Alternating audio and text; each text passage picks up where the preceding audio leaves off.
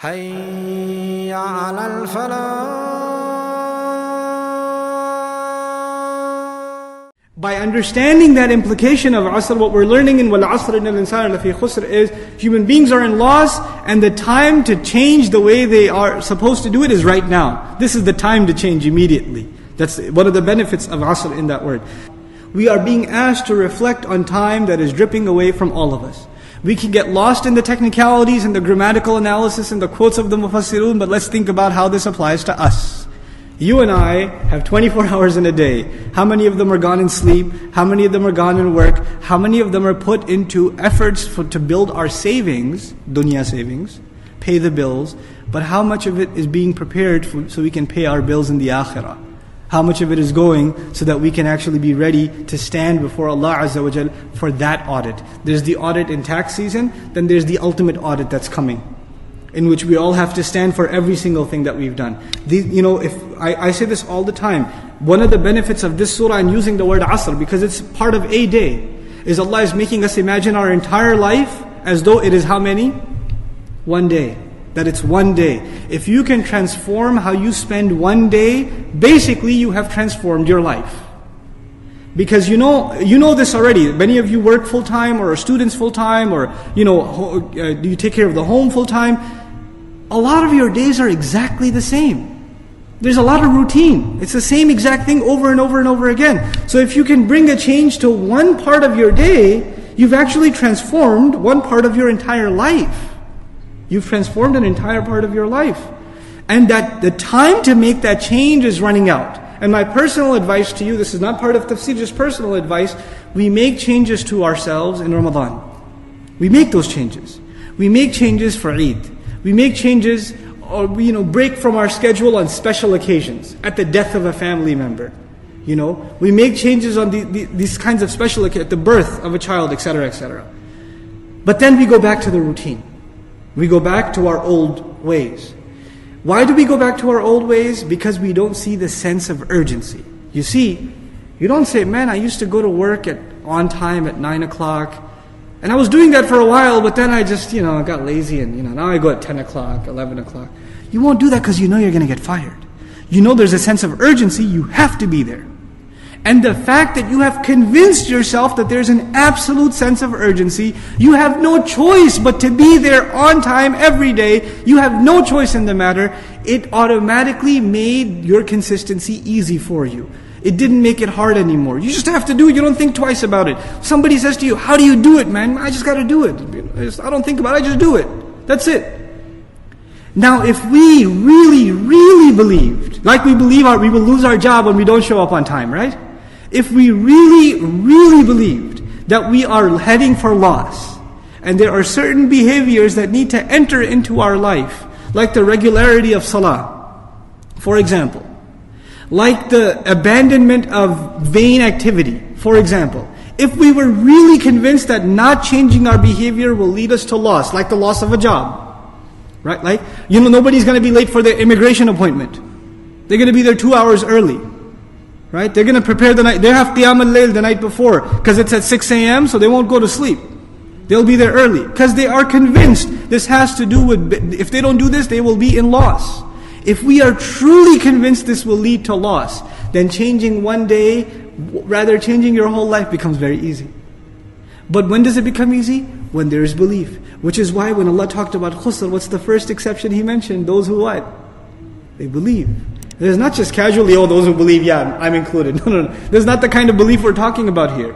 This is real, deep conviction that what I am doing is directly connected to my success, directly connected to my failure.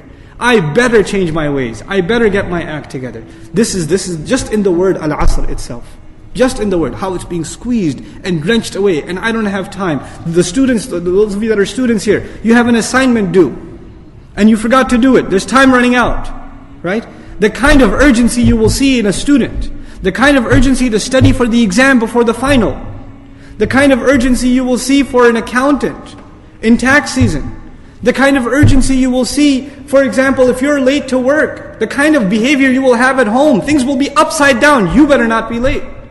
You're going to turn the whole house up. Nothing matters at that time. You won't care about breakfast or this or that or the other. You will go because there's a sense of urgency. You are convinced you will be in trouble if you don't do it. You're absolutely convinced. We have to compare that conviction to our conviction in terms of our deen. And our if your boss says to you, I swear to you, you are in trouble. If your boss says that to you, he says, I swear, he comes into the office, he doesn't point at you, he says, every single employee is in trouble. I swear. Every single one. They're gonna lose big. When he walks away, do you think any of the employees think, not me, I'm okay? Nope. He didn't specify, right? He didn't say some people are in trouble. He didn't say that guy over there is in trouble. What did he say? Every single one. You're all in trouble. And you're going to find out pretty soon, time's running out. There's a deadline. You're going to find out very, very soon how much trouble you're really in. Now when you hear that, in dunya, there's a sense of urgency. There's, oh my God, what am I supposed to do? What does he want? Why is he angry? Is it something we're not doing? Now think about this.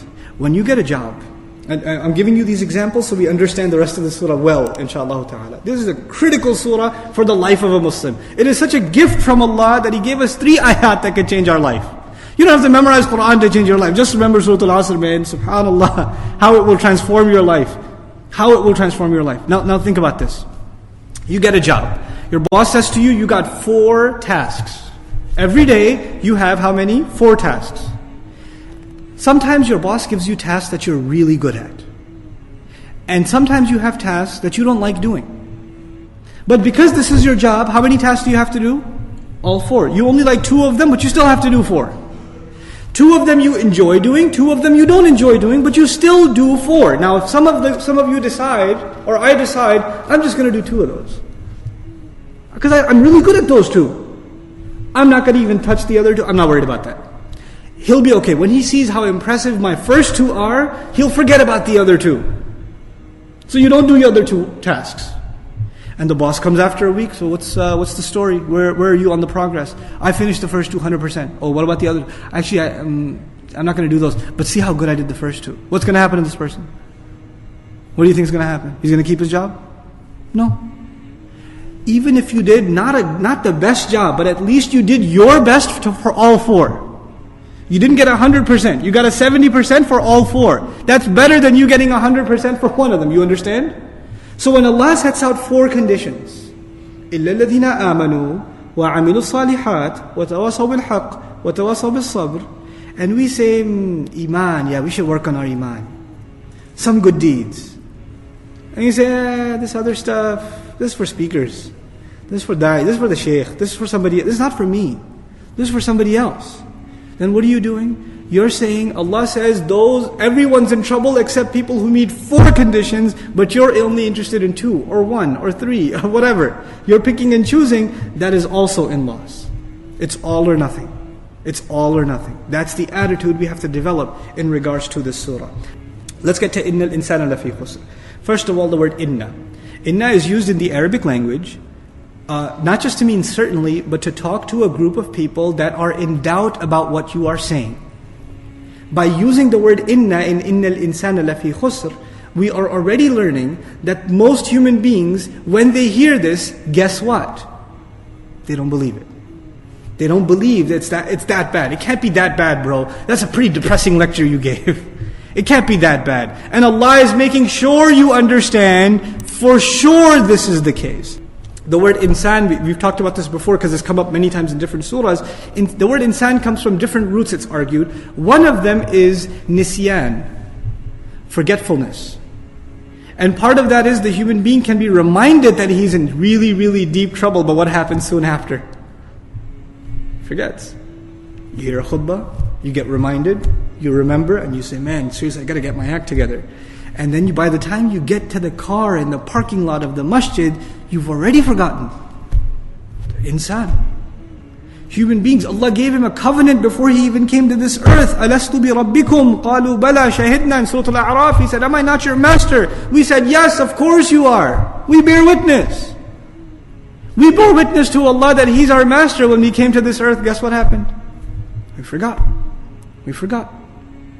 we forget the seriousness of saying La ilaha illallah. We forget the power of saying Muhammadur Rasulullah sallallahu alayhi wasallam. We forget. So the word insan, as opposed to al-fard, the individual, an-nafs, the person.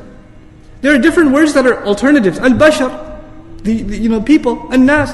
But al-insan here, two benefits of it. One, to allude to our forgetfulness. And two, the word insan is individual. It's called ism lil jins. The benefit of knowing that is, this word includes two things. It includes all categories, meaning all human beings, and at the same time it's singular. And here we have to learn something. This is the last thing we'll share for today, inshallah ta'ala. Just a little bit about the word insan, is the concept of the diffusion of responsibility. This is a concept in psychology. It's called diffusion of responsibility.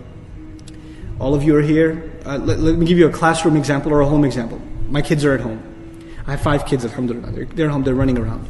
As I'm leaving the house, I say to them, be good, and I close the door.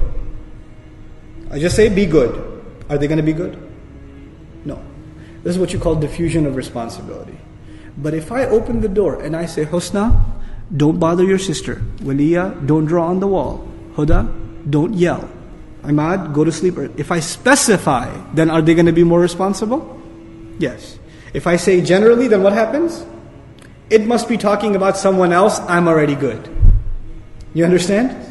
The teacher says in the classroom, the kids are making lots of noise. The teacher says, be quiet everyone. Does it work? But the teacher takes one student and makes an example out of them. Everybody's making noise. This is, by the way, for teachers, this is a good tip. Okay. Everybody's making noise. You single out one student. Kareem, you want to keep talking? Just one. Guess what's going to happen to everybody else? Everybody chills out. Why? You specify. There's no more diffusion of responsibility. It didn't get divided up. And a lot of times when people are given a responsibility, they start assuming, yeah, it's important, but there's always someone else who can do it. Right? Yeah, there's trouble. The teacher walks in, you guys are in big trouble. The teacher says, you guys are in big trouble. Not that scary. I pick on Kareem again. Kareem, you don't know how much trouble you're in. Is that far more scarier for Kareem? It is, isn't it? Now to say, Inna nasa lafi khusr, people are in trouble. People are in loss. That's one thing. Innal insana, each and every single individual, forgetful human being is immersed in a state of loss. So when the human being hears this ayah, who is he to think about? Himself. Forget everybody else. Assalamu alaikum wa rahmatullah. If you enjoyed this video, please do share it with friends and family. If you want to see more videos from this series, click on the box at the top. If you want to see other videos, click on the box at the bottom. And don't forget to hit the subscribe button. Thanks.